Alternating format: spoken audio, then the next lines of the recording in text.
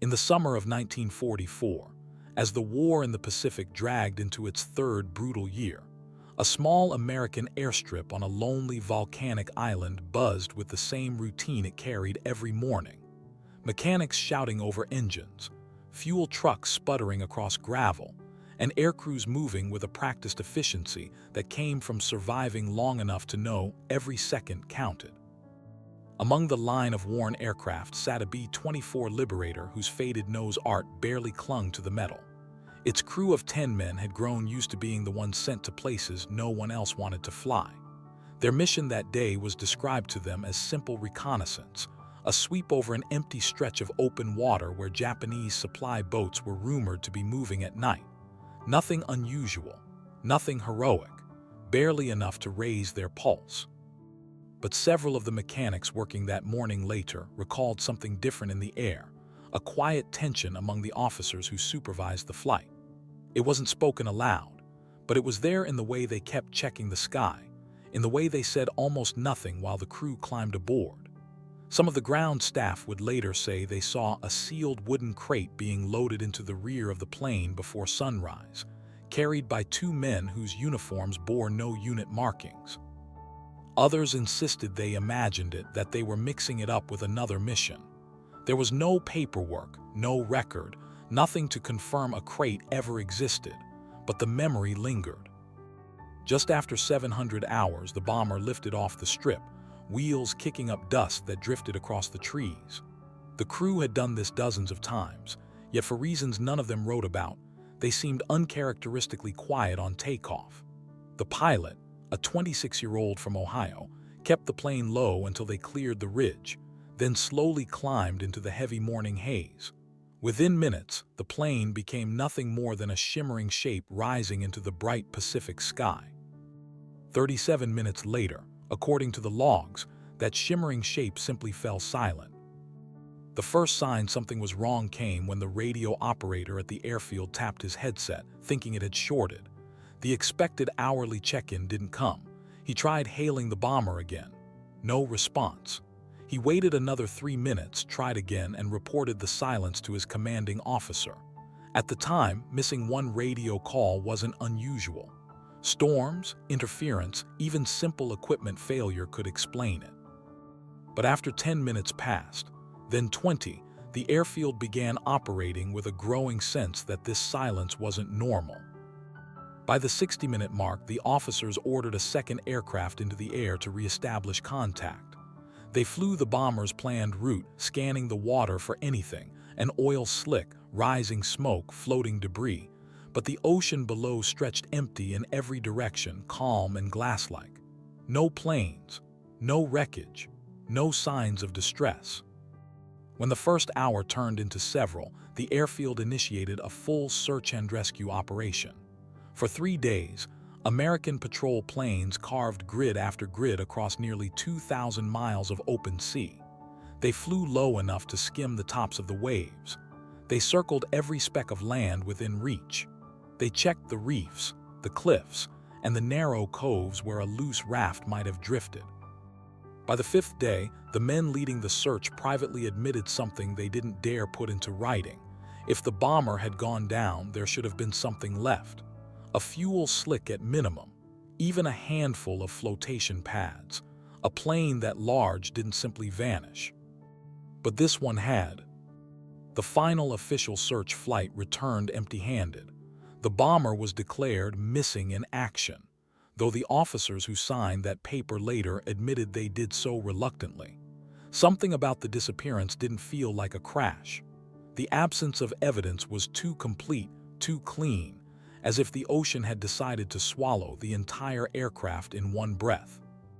Over the next few months, details surrounding the mission grew strangely blurry. Requests from other bases for the bomber's exact flight path were returned with conflicting coordinates. Logs that should have existed simply weren't there. A set of paperwork documenting the plane's maintenance history had entire pages removed. When families wrote for more information, they received nearly identical letters, worded carefully and offering almost no specifics. Some of the families noticed that the signatures at the bottom of these letters didn't match the names typed above them. As the war continued, the disappearance of the bomber faded into the background, one more loss among thousands. But for the families, the silence grew sharper with each passing month. They gathered scraps of information wherever they could find them. One crewman's wife received a letter from a friend stationed on a different island, claiming he heard another pilot mention seeing a flash far off the bomber's final known position, though he couldn't tell if it was sunlight or an explosion. Another family heard a rumor that the plane had radioed a brief distress call that night, but when they tried to confirm it, they were told the transmission logs from that day were not available for review. Years passed. The war ended. Most families accepted that the men were gone, though not everyone agreed on what had happened. Some believed the plane had been shot down. Others thought it might have suffered a catastrophic mechanical failure. But a few relatives, especially the parents and wives who never stopped asking questions, held onto a different theory. They believed the bomber had been forced to ditch near one of the hundreds of tiny, uncharted islands scattered across the Pacific. And if the crew had made it to land, even briefly, they could have survived long enough for someone to find them. But no one ever did. The military eventually released a heavily condensed final report.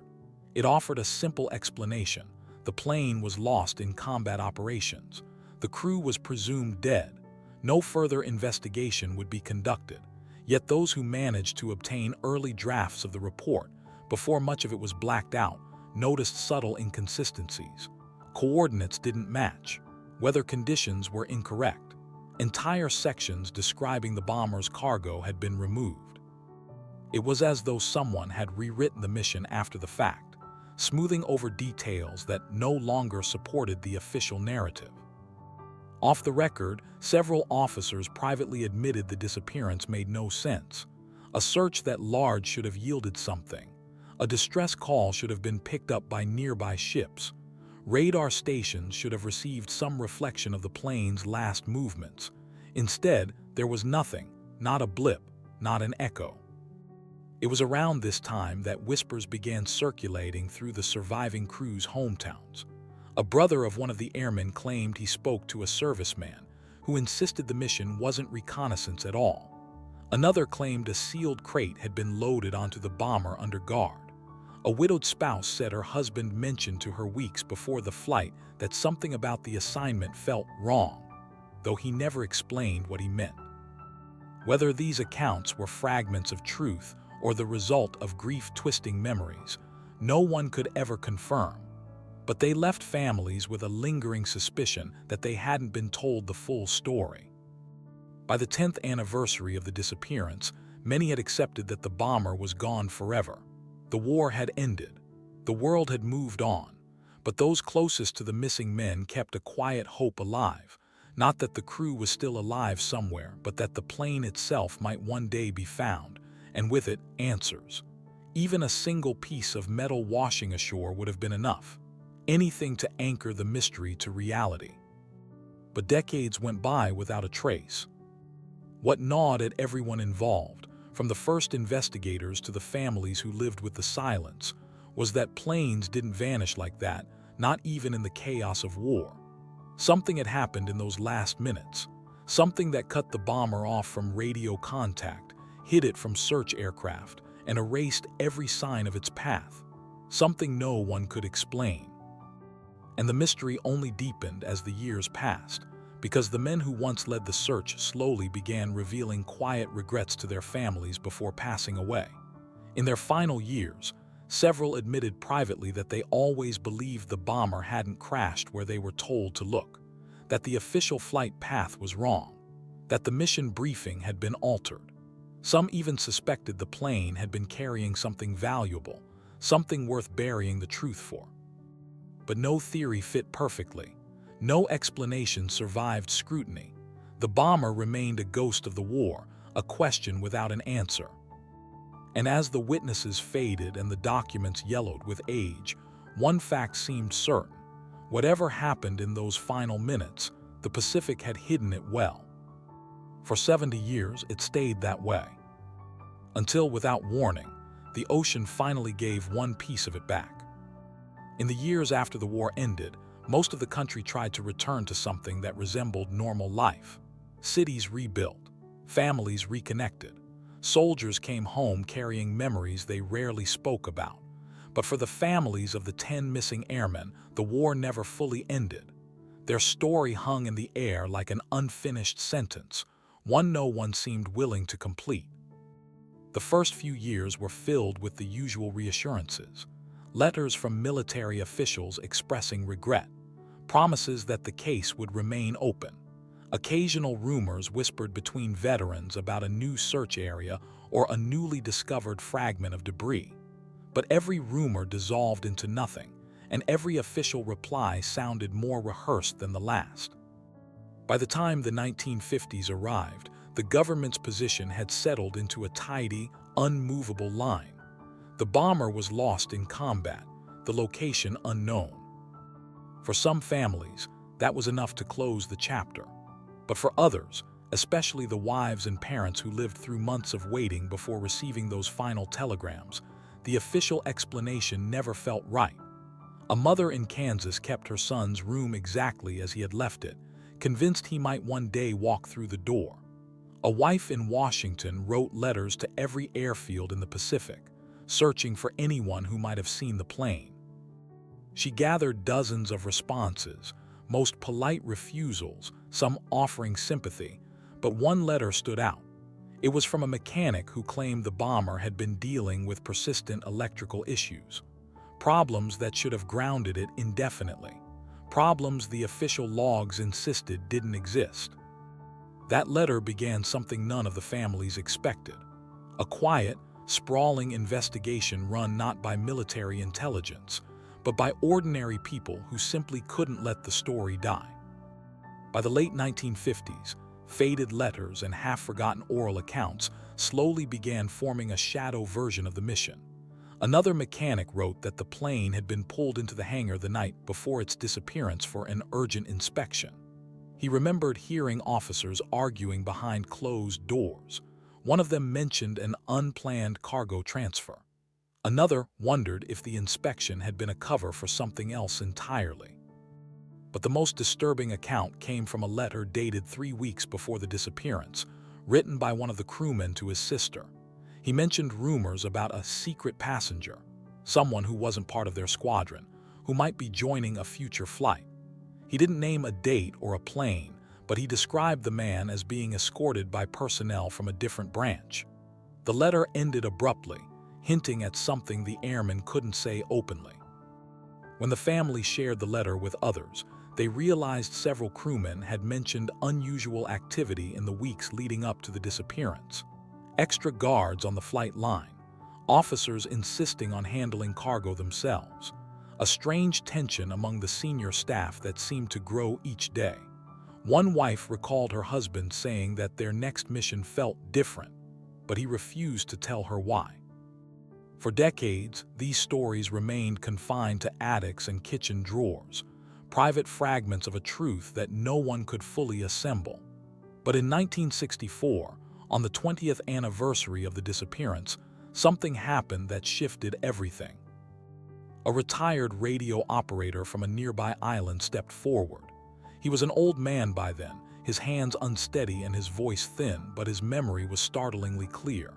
He said he had intercepted a Morse code transmission on the day the bomber vanished. It was faint, cutting in and out, nearly swallowed by static, but he insisted it came from a B-24. The message was short, frantic, and repeated 3 times. Descending can't hold altitude. Then silence. He had reported the transmission immediately, but was told it was unrelated, that no American aircraft were missing at that time. The operator argued, insisted, even wrote a formal report. A week later, military personnel arrived and collected everything: the logs, the recording wire, the operator's personal notes. They thanked him, told him he had done the right thing, then never contacted him again.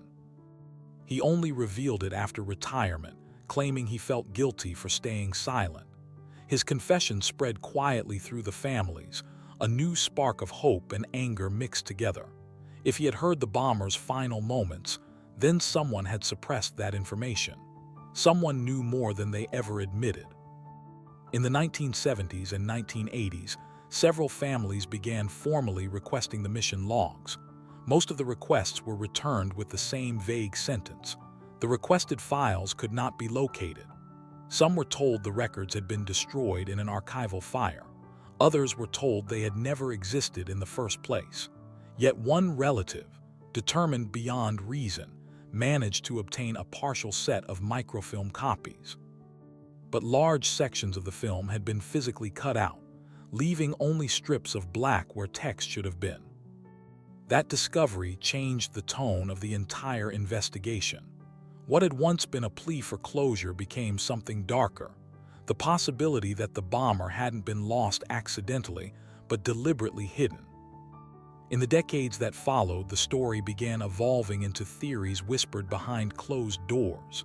Sabotage, classified cargo, a secret passenger, friendly fire. None of them could be proven, but all of them grew roots in the absence of real answers. The last surviving parents died believing their children had been abandoned by the very government they served. Wives carried the grief into their old age, keeping boxes of letters and photographs, as if the bomber might still be found someday. And when grandchildren grew old enough to ask questions, they were told stories filled with equal parts love and bitterness.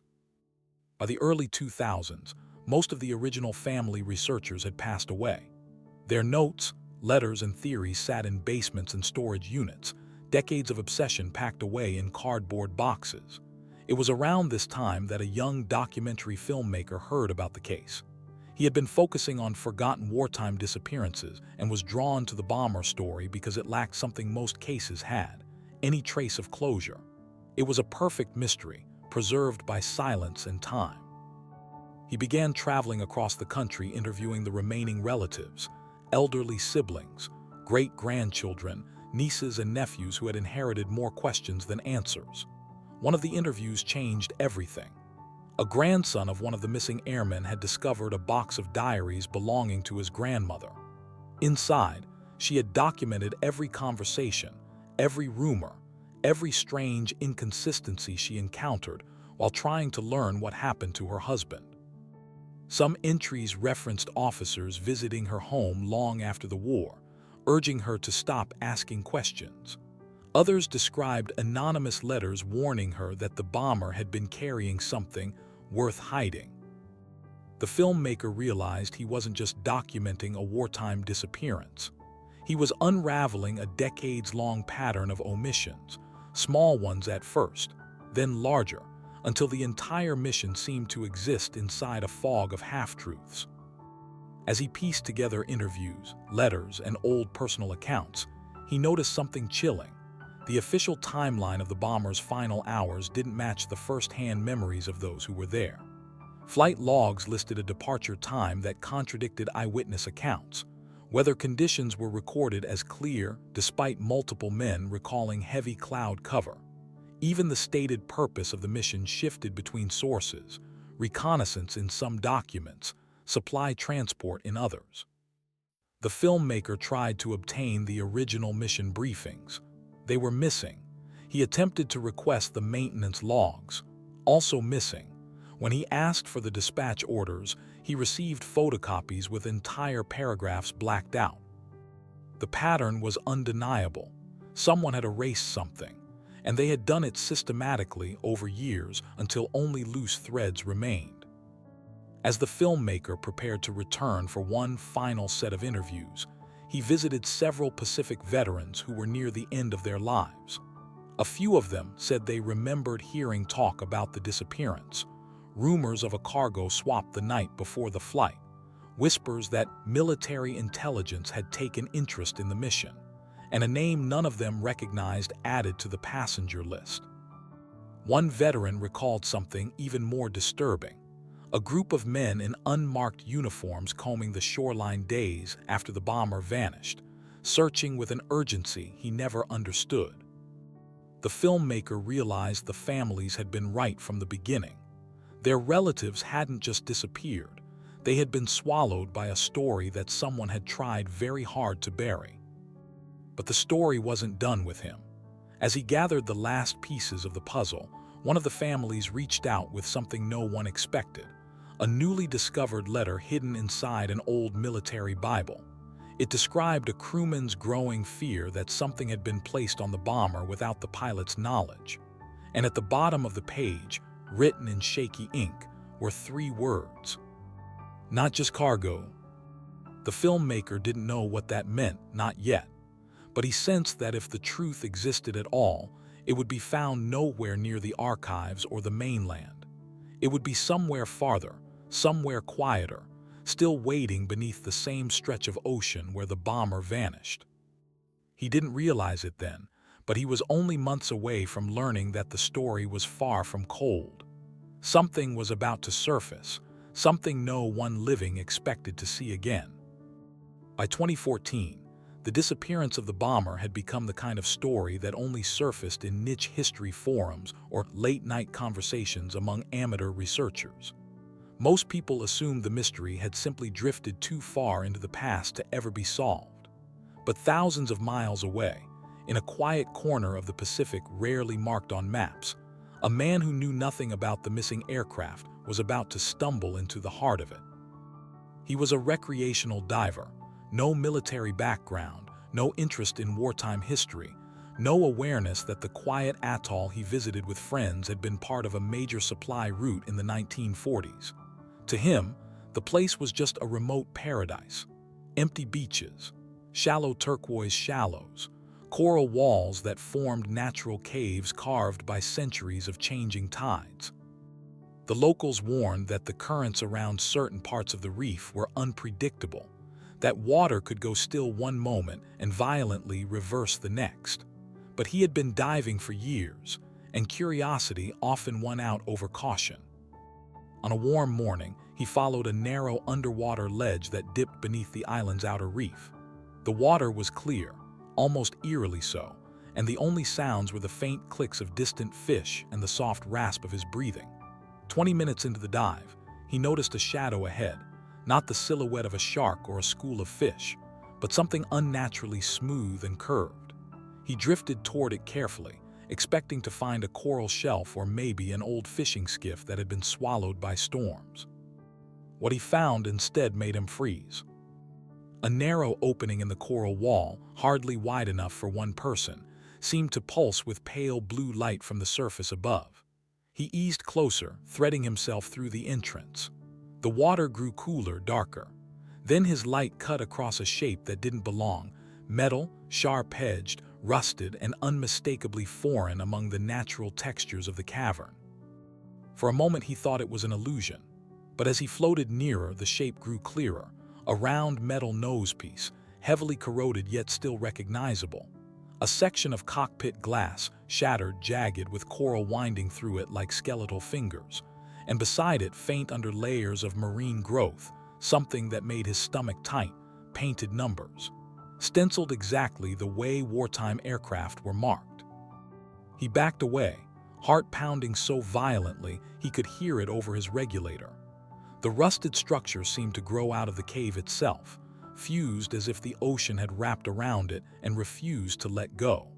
He hovered in the water, trying to understand how something so massive could have ended up so far inside a cave, barely large enough to fit it.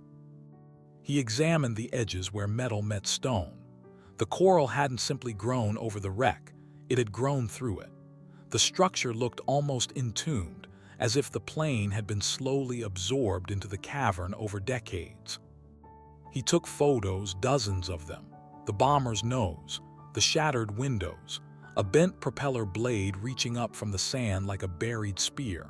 He expected to feel excitement, maybe awe. Instead, he felt a creeping sense of dread. The wreck didn't look like a plane that had crashed. It looked like a plane that had been put away. When he resurfaced, he went straight to the nearest settlement and asked to speak to the local authorities. He showed them the photos, trying to explain how deep inside the cave the aircraft was wedged. They studied the images politely, but skepticism crept into their expressions. Several insisted it must have been a Japanese reconnaissance craft from the war, or perhaps a piece of unrelated debris dragged by currents. One officer told him gently that American aircraft had never been recorded near that part of the atoll. Another said it was probably misidentification, a trick of light underwater. The diver pushed back, insisting he knew what he saw, but they encouraged him to return home and send the photos to a museum if he wished. He couldn't let it go. The next day he dove again, this time with better lighting. He forced himself deeper into the cavern, turning slowly in the limited space. That was when he spotted something that removed all doubt. A faded star painted on the fuselage, white, chipped, almost erased by time but still visible. A U.S. Army Air Force's emblem. And just beneath it, partially buried in silt, he found the remains of a wing bearing the serial number that matched the missing bomber. He steadied himself, fighting a surge of disbelief. He knew instantly that what he had discovered would upend everything people thought they knew about the disappearance. The aircraft hadn't gone down in open water. It hadn't broken apart in a storm. It hadn't burned on impact or scattered debris across miles of ocean. Somehow, it had ended up placed inside a cave that should have been impossible for it to enter. He surfaced again and contacted authorities a second time. This time he brought clearer proof, high-resolution images showing the emblem, the serial markings, and the unmistakable frame of a B-24. The reaction shifted. The officers exchanged looks. Their polite smiles faded. Someone made a call. Within hours, regional officials were notified. Within days, the discovery reached the nearest embassy. But questions came just as quickly as interest. How could such a large plane have entered the cavern? The entrance he swam through was barely wide enough for a single diver. There was no sign of the violent impact that would accompany a crash. No bend in the coral. No broken rock. The bomber looked almost intact, aside from the damage caused by time and slow decay. A crash would have left scars on the reef. It would have broken the coral wall. It would have left an obvious path of destruction across the seabed. Instead, the cavern floor was undisturbed. The coral walls were smooth and untouched. Investigators couldn't even determine the angle of entry. The plane seemed to be positioned as if it had drifted in from below, not above or forward. That alone made no sense. There was no opening beneath the cavern, only dense stone and reef that extended hundreds of feet down. Experts began to propose theories. Maybe the plane had floated underwater for a time, carried by currents into the cavern before coral sealed it in place. But the cavern's entrance was too narrow for the bomber's wingspan. Others suggested the reef had grown around the plane slowly, gradually tightening around it like a natural clamp. But that would have required the aircraft to be stationary in that exact position for years, untouched by storms or shifting tides. The diver had no answers, only the heavy knowledge that he had brought a long-buried secret back into the light. When the first confirmed images of the bomber were released, they spread quickly through online military history circles. Some people celebrated the discovery. Others doubted it entirely. But for the families who had spent decades chasing rumors, the news struck something deeper, relief mixed with a resurgence of grief. The plane had been found, but nothing about the location made sense. And the more the images were analyzed, the more unsettling the implications became. The fuselage wasn't twisted the way most underwater wrecks were. The metal hadn't exploded outward from a crash. It looked placed, aligned almost cleanly with the cavern floor. As investigators prepared to launch a formal recovery operation, the diver returned to the site one last time. He said later that he wanted to see the wreck again before professionals took over. But as he swam through the cavern's entrance, he felt something he hadn't felt on the first dives, the pressure of the unknown pressing in around him. The cavern felt colder, quieter, as if the water itself was holding its breath. He hovered in the dim space, staring at the bomber's shattered windows. It was impossible not to imagine the final moments of the crew, the panic they must have felt, the confusion. But the eerie stillness of the wreck suggested something else, an ending that hadn't happened in chaos, but in silence. The diver surfaced with a heaviness he couldn't shake.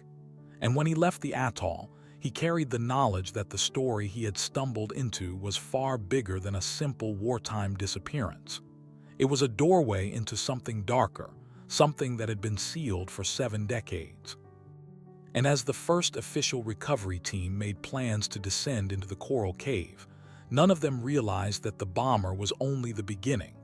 The real answers, whatever they were, waited deeper inside the shadows of that cavern, where time had preserved far more than just metal.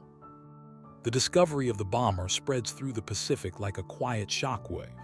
A plane that had been missing for 70 years, a plane that entire families spent their lives searching for, now sits tucked inside a coral cavern barely large enough to swallow it. Within weeks of the divers' photos leaking online, an international recovery team is assembled. Military historians, forensic anthropologists, crash analysts, and deepwater specialists, each arriving with a different theory, each convinced the mystery will unravel the second they get a closer look. But from the moment their boats anchor off the isolated atoll, nothing goes the way anyone expects. The cavern sits beneath an overhang of jagged limestone, accessible only during a narrow window when the current's calm. Even then, divers must navigate a twisting entry that feels more like slipping into the throat of a living thing than swimming into open water. Inside, light from their torches reveals a cathedral of stone and coral growth, the bomber pressed deep within as if the cave was molded around it. The fuselage looks frozen in time, its metal skin intact, its markings unmistakable, its windows glazed over with decades of ocean sediment. When the first forensic diver enters the cockpit, he expects chaos. Crumpled metal, shattered controls, burned patterns, anything that shows how a 60,000-pound aircraft pierced a cavern that barely fits it. Instead, everything looks eerily calm. The main control levers are locked in what should have been a steep, irreversible descent, but the nose of the aircraft rests only inches above the cave floor, angled in a way that contradicts every known crash pattern. It looks placed, not crashed. As the team fans through the fuselage, beams of white light cut across the interior, revealing panels coated in calcified coral like old scars. In the rear section, wedged between the bent remains of radio equipment and a mound of softened wiring, they find a shape that makes every diver freeze. It isn't a seat or equipment, it's a ribcage. The human remains are gathered carefully, and within hours, 2 more partial sets are discovered, 3 individuals total, none in the positions they should have died in. All 3 lie near the back of the plane, positioned almost deliberately with limbs arranged in ways that seem unnatural for a violent impact. They are not sprawled or tangled. They are placed almost aligned. And something else is missing, the other 7 crew members. Every textbook on aviation crashes predicts that if a plane goes down with all 10 on board, some trace remains: equipment, fabric, personal items, bones. But here, after 70 years inside a coral tomb, only 3 are accounted for. The discovery changes the investigation overnight. The initial goal, confirm the plane's identity and recover remains, shifts to a full forensic inquiry. Historians pore over manifests and crew rosters, trying to determine who these 3 men were. Divers extract fragments of uniforms, bits of metal, even the remains of a watch face frozen at an unreadable time. Yet none of the clues answer the most pressing question. How did a bomber from 1944 end up deep inside a cave it could not have physically flown into?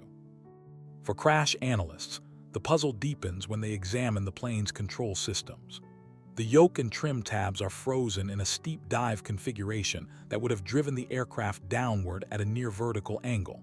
But the cave entrance sits just a few meters underwater, accessible only at specific tide cycles, and the interior chamber lies horizontally beyond that.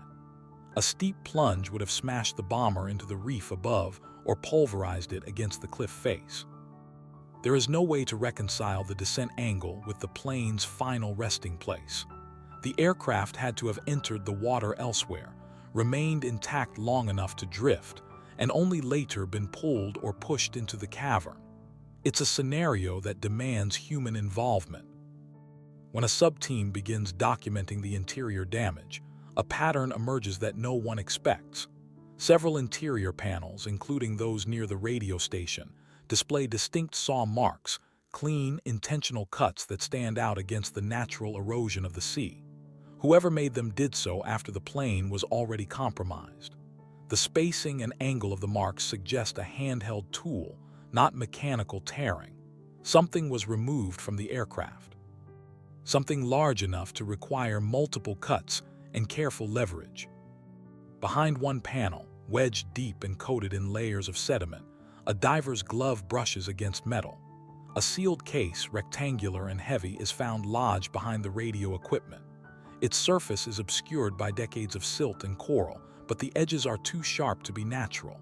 The labeling is gone, any insignia long eroded by salt, but the metal is unlike the aluminum used elsewhere in the aircraft. It is thick, reinforced, and contains no visible latch. The case looks built to keep something in or out. Removing it requires two divers and an extraction bag, and even then the case barely budges. One team member mutters that it's a vault, and the word sticks. The case is hauled to the surface and immediately placed under restricted examination. No one is allowed to open it until a chain of custody is established, but its presence instantly shifts the tone of the recovery operation. The families who pushed for answers weren't imagining things. Something secret was hidden aboard that flight. The surprises continue. Near the co-pilot's seat, a small indentation in the metal catches the attention of an analyst. It is perfectly circular, the edges smooth, the hole punched completely through the seatback. Underwater imaging confirms it instantly, a bullet hole. The angle of entry suggests it was fired from behind, inside the cockpit. The co-pilot may have been shot mid-flight. Combined with the saw cuts and the missing crew, the investigation veers toward an unsettling possibility. There was violence aboard the aircraft before it ever touched the water. But the most confounding evidence comes from the coral itself. A marine biologist specializing in growth patterns takes core samples from the exterior of the fuselage and the surrounding cavern walls. The analysis reveals something startling. The coral layers on the bomber do not match the coral layers on the cave walls. The plane was exposed to open water for years before it ever lodged itself inside the cavern. The earliest layers on the aircraft show free water growth, indicating it drifted or was moved for a long period before becoming entombed. This contradicts the assumption of a direct crash into the cave. The bomber entered the ocean somewhere else, and at some later point, it reached the cavern. For the recovery team, this changes everything. They begin mapping drift patterns, cross-referencing historical current data, and calculating how far a mostly intact bomber could travel underwater. It's possible that a controlled ditching occurred miles away, that survivors remained with the plane for days or weeks, then attempted to hide or secure something inside the coral cave. It's equally possible the plane was moved deliberately, perhaps by an allied or foreign vessel, to conceal whatever the metal case contained. The three sets of remains complicate these theories. Forensic anthropologists determine that at least two individuals show signs that may indicate binding or restricted movement at the time of death. The wrist bones on one skeleton show abnormal compression patterns. The positions of the bodies, clustered near the rear bulkhead, arranged rather than scattered, hint at confinement rather than a chaotic crash. But without soft tissue, confirmation is difficult. Analysts review the discovery photos from the diver who first found the aircraft. The bomber's nose is fused into coral in a way that suggests decades of gradual encroachment, not a violent impact. This reinforces the idea that the aircraft came to rest inside the cavern slowly, not explosively. The investigators picture the plane drifting silently through the dark ocean, controlled by no one, rolling gently in currents, until finally settling in the cave like a trapped ghost. But that still leaves the glaring mystery of the missing 7 crew members. If they escaped, where did they go? And if they died elsewhere, why is there no trace? The presence of the bullet hole raises darker theories. Perhaps a conflict broke out on the aircraft. Perhaps the secret passenger mentioned in old letters was real. Perhaps the sealed metal case carried something worth killing for. But another theory haunts the team even more. What if external forces intercepted the bomber? What if the aircraft was boarded mid-flight or immediately after ditching? In wartime, especially in Pacific territories filled with uncharted islands, encounters like this were not unheard of, but none were ever documented involving this specific bomber. As days pass, the cave becomes a focal point for deeper investigation. Divers scour the surrounding rock walls and ocean floor, searching for anchor scars, tool marks, any sign the aircraft was deliberately dragged. They find nothing conclusive but the cave's unusual shape, a narrow, winding throat leading into a chamber with no alternate openings, makes some experts suggest it may have been chosen intentionally. A perfect hiding place, a final cache, or a tomb. On shore, tensions rise as government observers arrive. They ask pointed questions, request private briefings, and limit access to certain findings. The sealed metal case remains unopened under strict supervision. Researchers begin whispering among themselves, wondering who exactly is now controlling the narrative. Old suspicions from the families, cover-ups, redactions, classified cargo, suddenly feel more plausible. One night after most of the team has turned in, a young forensic diver sits alone reviewing helmet cam footage from the initial descent into the cockpit. A detail he missed before surfaces in the corner of the frame. On one of the interior walls behind the co-pilot's seat, a faint marking is visible. It doesn't look like battle damage or corrosion. It looks carved. Letters. Maybe initials. He zooms in, frame by frame, until the shapes become undeniable. Someone etched something onto the metal long before the coral took hold. The letters are crude but readable, 3 initials, followed by a short plea. A single word scratched in desperation. Help! He freezes the image, realizing the carving was positioned exactly where someone trapped or injured would have reached behind to mark the wall. The presence of the carving changes the tone of the entire investigation. It is no longer just a missing plane.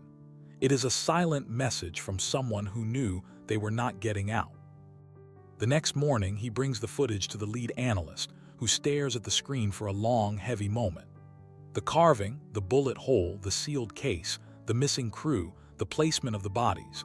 Every fragment now feels connected in a way that points to a truth more disturbing than a simple crash or wartime misfortune. Something happened in that aircraft. Something that forced men to fight, to hide, to flee, or to cover up what they carried.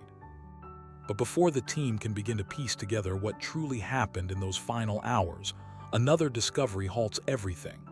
A secondary chamber, previously inaccessible due to tight space and strong currents, is finally reached by a specialist diver using a micro-thruster. Inside, wedged against the far wall, he finds something small, metallic, and unmistakably man-made. It's not part of the aircraft. It's newer. And it raises the most chilling question of the investigation so far, because whatever it is, it was placed there long after the bomber drifted into the cave. And if someone else came here after the war, someone who knew exactly where the plane was hidden, then the mystery is far from solved. It means the cavern wasn't just a grave, it was visited. And whoever came here last may have known the fate of all 10 men. In the days after the recovery team uncovers evidence that someone else visited the coral cave long after the war, a new line of inquiry opens, one that leads them away from charts and sonar maps and towards something more human. The team begins interviewing elders on the surrounding islands, men and women in their late 80s and 90s who lived through the war and remember it not as a series of dates and battles, but as a steady hum of fear, strange sightings, and fleeting encounters with outsiders. Most claim they know nothing about a vanished bomber, but a few hesitate, trading quiet glances with family before pulling the investigators aside. There were rumors, they say, stories no one wanted to speak aloud for decades. Because speaking them meant acknowledging that someone, somewhere, had kept a terrible secret. The most striking testimony comes from 2 brothers, former fishermen, who were teenagers in 1944. They live in a stilt house overlooking the same waters where the diver found the cave. When asked about American airmen, they don't nod vaguely or offer generalized memories. They describe something precise. They describe a morning when the tide was low and the sea was glass, when their fishing canoe drifted toward an uninhabited island they used for gathering firewood. They describe seeing movement on the beach, shadows, at first, and then unmistakable figures. 10 men had gone missing in a bomber weeks earlier. These fishermen claim they found several of them alive. They remember the men stumbling down the sand, waving, calling out in broken gestures. The fishermen didn't know English at the time, but they understood desperation. The Americans were dehydrated, sunburnt, and injured. One had a swollen ankle. Another stayed hunched over, clutching his stomach as if something inside him was tearing. But what stands out most in their memory is the object the airmen dragged with them. A heavy bundle wrapped in canvas, its shape rigid, rectangular, and clearly not part of any survival gear. It took 2 men to carry it when they moved, and they refused to set it down on the wet sand for more than a moment. When the fishermen tried to approach, one of the airmen raised a hand sharply as if warning them off. Another pointed toward the tree line, motioning urgently, their faces drawn with fear. The brothers didn't understand the gestures. They didn't know there were Japanese patrols on the larger islands. They had no idea the Americans were hiding. But something in the men's expressions, the way they kept scanning the horizon, the way they clutched the canvas bundle, made the brothers retreat. They backed their canoe into the surf and drifted away, not wanting to interfere. By nightfall, the island was quiet again. Then 3 sharp cracks echoed across the water, gunshots carried by the wind. The brothers looked toward the uninhabited island and saw nothing but the dark outline of palms. No firelight, no movement, just silence. When they returned the next morning, curious and uneasy, only 3 airmen remained. The survivors looked different this time, frantic, hollowed out, their nerves stretched thin. They were no longer guarding the canvas bundle. It was gone. Whether it had been opened, hidden, or destroyed, the brothers couldn't tell. But the tension between the remaining men was unmistakable. The fishermen didn't need words to understand it. The Americans were arguing, one pointing toward the sea, another toward the dense jungle inland. They knew they were cornered, and they disagreed on what to do next. One of the brothers gestures with trembling hands as he recalls this moment, decades later. He remembers how the tallest airman kept touching something inside his jacket, as though checking it was still there. Another wouldn't stop looking toward the beach, as if expecting someone or something to arrive. The fishermen offered food and water, but this time the Americans didn't accept. They only motioned for the brothers to leave quickly, waving with wide, urgent sweeps of their arms. That was the last anyone saw of them. Days later, when the fishermen returned again, the beach was empty. No footprints, no bodies, no bundle, just wind-scoured sand and silence. The men had vanished as completely as their bomber. The testimony unsettles the recovery team. If accurate, it means the airmen survived the ditching, reached land, and carried with them something so heavy and so important that they were willing to guard it with their lives. It also suggests conflict among the men, possibly tied to the sealed case found inside the bomber. The 3 who vanished on the night of the gunshots may have taken the object with them, or perhaps they were the ones killed. There is no way to know. Modern forensic experts begin examining the cave with the new information in mind.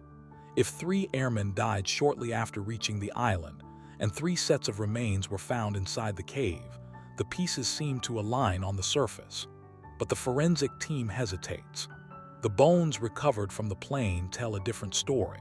The individuals found in the rear fuselage did not die on a beach or in a small skirmish. Their positions, the binding signs, the bone stress, they point to confinement, not a free movement survival scenario. These men died inside the aircraft or were placed there before the plane became trapped in the cave. This contradicts the islanders' account, or suggests something more complex happened after the fishermen last saw the survivors. The investigation turns to the bomber's final resting place, and specifically, how it arrived inside a narrow coral cavern that would have been nearly inaccessible during wartime. Using underwater drones and computer modeling, engineers examined the scars on the coral floor just outside the entrance. The marks are faint, almost erased by time, but still present if you know what to look for. Shallow depressions, parallel in pattern, stretching several dozen meters before stopping abruptly. They match the width of a B-24's landing gear, not from a landing, but from dragging. Closer inspection reveals even more disturbing evidence.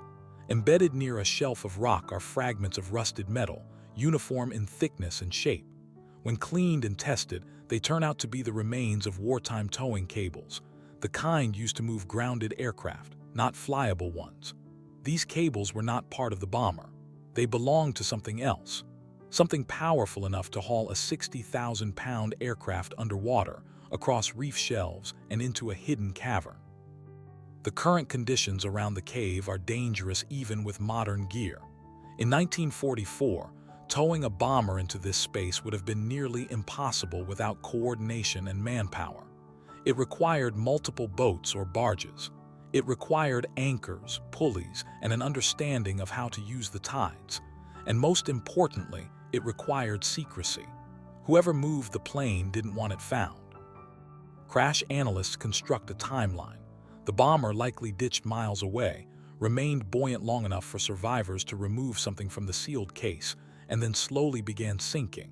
But instead of leaving the plane where it fell, someone attached cables before it slipped too deeply and dragged it underwater into the cavern. The plane wasn't hidden by accident. It was hidden deliberately. And based on the tool marks inside the fuselage, at least some of that work was done from within. The theories grow darker. The crew may have realized they couldn't escape the island. They may have known Japanese forces were patrolling nearby. If the object inside the sealed case was valuable, intelligence, prototype equipment, or something never meant to exist, the men might have been ordered to destroy or hide it at all costs. Or perhaps they made that decision themselves, believing they were protecting something bigger than their own survival. It would explain the arguments witnessed by the fishermen. It would explain the fear. It might even explain the gunshots. One anthropologist suggests that the remaining 3 crew members, after burying or concealing the removed cargo on the island, may have returned to the plane in an attempt to sink it someplace unreachable. They may have tried to tow the bomber into deep water using makeshift rigs, only to be forced into the cavern by shifting tides or exhaustion. Perhaps they died inside while trying to dismantle the interior. Perhaps someone else found them first. But another expert points to the newer object found in the secondary chamber, a man-made item that didn't match the plane's era. Its presence suggests that at least one person returned to the cave long after the war, a person who knew exactly where the bomber was hidden, a person who might have been one of the missing 7. The recovery team revisits the island described by the fishermen. When they reach the beach, the sand is clean and undisturbed, the vegetation thick with decades of growth. But a few feet inland, beneath a tangle of roots, they find something unexpected: faint disturbances in the soil, layers of sediment inconsistent with natural erosion. A small excavation reveals fragments of rotted wood, pieces of rusted wire, and what looks like the remnants of a crude wooden crate. The pieces are too decayed to identify, but the discovery confirms one thing: someone did bury something there. The realization hangs heavy in the humid air. The airmen may have hidden the contents of the metal case somewhere on this island, and if they did, they took its secret with them when they vanished. The disappearance of the 3 remaining survivors, those last figures standing on the beach, now feels less like a mystery and more like a deliberate erasure. Someone didn't want their story told. Someone didn't want whatever they carried to reappear. As the team prepares to leave the island, one of the archaeologists kneels near a line of exposed coral rock at the base of a cliff. Just above the tide line, etched faintly into the stone, he notices deliberate marks, vertical strokes, angular shapes. Not initials this time. Coordinates. Partially washed out, barely readable but unmistakably carved by human hands. They point not inland but back toward the open sea, toward the direction of the coral cave. The marks suggest the crew didn't just drift into the cavern. They planned something. They left instructions. They tried to create a trail for someone to follow, maybe a rescue party that never came, maybe each other, maybe anyone who could finish what they started. Standing in the heat, the investigator realizes something chilling. The islanders' story, the forensic evidence, the hidden coordinates, they all point toward one conclusion. The last hours of the crew were not marked by panic and confusion. They were marked by intent. Whatever these men were trying to protect, they were willing to die for it. And if the coral cave was their final hiding place, then the answer to what they died protecting may still be inside it, or buried somewhere on this silent island, waiting for someone brave enough to uncover what they left behind. But as the team prepares their equipment for another search, a message comes through the satellite phone. The sealed metal case, recovered from inside the bomber, has finally been examined, and the preliminary findings are nothing anyone expected. It suggests the case didn't just hold classified cargo. It held something that never should have been on a bomber in the first place. For 2 days, the team worked nonstop to lift the sealed metal case from the flooded chamber. It looked like something out of a forgotten submarine. Thick steel walls, rusted bolts fused together, and strange markings that had vanished under layers of salt and time. The divers, exhausted and shaking from the cold, stared at it like they had just brought up a box that could change history. When the case was finally placed on a flat rock shelf outside the cave entrance, the whole island seemed to go quiet. Even the ocean waves softened, as if waiting for whatever would happen next. For a moment, nobody moved. Then one of the divers, still dripping and shivering, whispered, "This thing hasn't seen air since 1944. But they were wrong. The opening took nearly an hour. They had to cut through bolts that had basically become part of the metal itself. Every spark, every sound of grinding, sent echoes bouncing through the cliffs and into the forest behind them. Finally, the lid cracked. A long hiss of escaping pressure whistled out, like the case itself was exhaling after being buried underwater for decades. Everyone stepped back. A flashlight beam moved over the opening, and instantly, every face dropped. The case was empty. Not just empty, wrong. Inside, there was only wet sand, seawater, and a few fragments of shell. Nothing man-made, nothing mechanical, nothing that could explain why 3 men had died clutching this thing in the darkness of a hidden cave. One of the divers cursed under his breath. Another wiped his face and quietly said what everyone was thinking. "Someone opened this before us." At first, no one believed it. But when the case was flipped over and the bottom examined, the evidence became too obvious. The metal edges had pry marks. The rubber seal had been sliced decades ago. And the interior corrosion didn't match the exterior. In simple words, this box had been opened long before the team ever found it. The divers insisted the marks were old, older than most living people on the island. Someone, sometime shortly after the war, had found the cave or been led to it and had retrieved whatever was once inside. But what was so important that 3 American airmen died trying to hide it? That answer, strangely, came not from the island, but from a dusty government building thousands of miles away. 2 weeks later, in Washington, D.C., a historian who had been following the expedition sent a message to the team. A specific WWII file, sealed for over 75 years, had finally been declassified. The original mission file for the lost bomber. When the PDF arrived, the team expected boring reconnaissance photos or weather reports, standard for many wartime flights. Instead, the document contained only 6 typed lines. And those 6 lines changed everything. The bomber's final flight was not a reconnaissance mission. It wasn't a supply run. It wasn't even a rescue operation. It was a transport mission, and the object being transported was listed as one captured Japanese cryptography device, classified level 6. The team froze.